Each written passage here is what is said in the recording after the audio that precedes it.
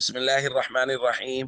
عن ابن عباس رضي الله تعالى عنهما قال قال رسول الله صلى الله تعالى عليه وسلم في الحديث: إن دعوت هذا العذق من هذه النخلة أتشهد أني رسول الله؟ الحديث رواه الترمذی۔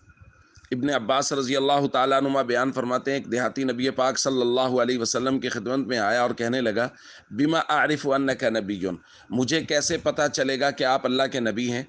حضور علیہ الصلوۃ والسلام نے ارشاد فرمایا جو ہم نے آج پڑھا کہ اگر میں اس کھجور کے خوشے کو بلاؤں من هذه النخلہ، اس کھجور سے، تو کیا تم مان لو گے کہ میں اللہ کے رسول ہوں؟ تو ظاہر اس نے کہا جی ہاں۔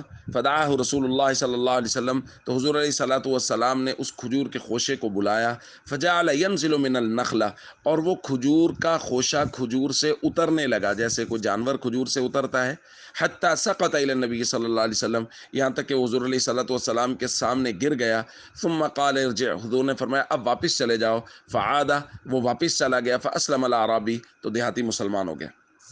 ایک اور روایت میں ہے کہ حضور علیہ الصلوۃ والسلام کے سامنے ایک آدمی تھا، اس نے کہا میں کیسے جانوں کہ آپ اللہ کے رسول ہیں؟